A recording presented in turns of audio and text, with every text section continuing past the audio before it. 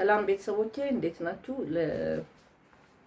በየቀኑ ለራሳችን መንገር ያለብን ነገር ነው ዛሬ የምንነጋገረው። ሁልጊዜ እኔ ምርጥ ነኝ በል። ሰዎች ምንም ሊሉ ይችላሉ፣ ምርጥ አይደለህም፣ አትረባም፣ የትም አትደርስም ሊሉ ይችላሉ። አንተ ግን ለራስህ እኔ ምርጥ ነኝ ብለህ ንገረው። ማንኛውም ነገር ማድረግ እችላለሁ ብለህ ለራስህ ንገረው። የወደፊት ህይወቴ ብሩህ ነው ብለህ ለራስህ ንገረው።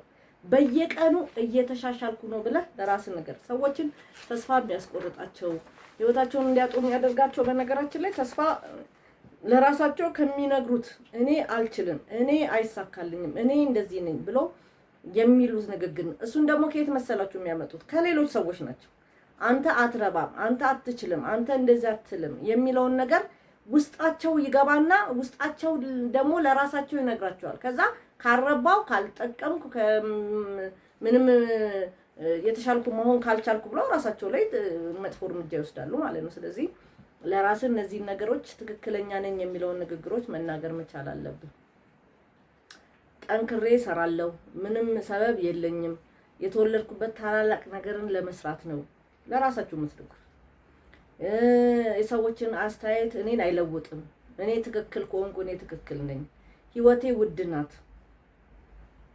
እነዚህ ነገሮች ለራሳችን ልንነግረው ይገባል። ዘውትር በተለይ ልጆች ያላችሁ ሰዎች እነዚህ ነገሮች ደጋግማችሁ ንገሯቸው። እኔ ብዙ ምስክርነት አይቻለሁ።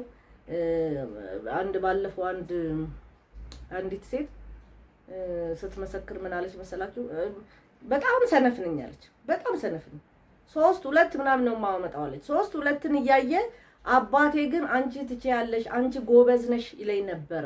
የሱ ንግግር ይሄ ሰብኮንሺየስ ማይንድ ውስጥ ተቀምጦ ልክ 9ኛ ክፍል ስደርስ ታሪክ የተቀየራለች። በጣም ጎበዝ ሆንኩ አለች። አያችሁ፣ መጽሐፍ ቅዱስም እኮ ምን ይላል መሰላችሁ? ደካማ ብርቱ ነኝ ይበል ይላል። ደካማ ብርቱ ነኝ ይበል ያለው እያሾፈ እኮ አይደለም። ደካማው ብርቱ ነኝ ሲል ብርቱ ይሆናል ነው። የሚሰማ አካል አለ። ሴሎቻችን ይሰማሉ። ብርቱ ናችሁ ሲባል ይበረታሉ፣ ደካማ ናችሁ ሲባል ደግሞ ይበሳጫሉ። በሀገራችንም ባህል ምን ይባላል?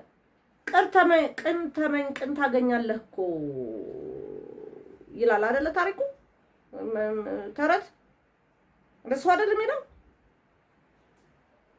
ቅን ተመኝ ቅን ታገኛለህ።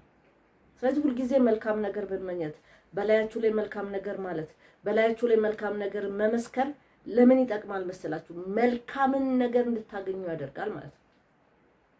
እኔ አሁን ለምሳሌ አይሆንም ከውስጤ አይወጣም።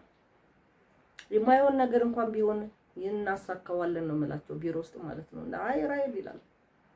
ለምን? ደካማ ብርቱ ነኝ ይበል ብሎ የቀየረ አምላክ አብሮናል።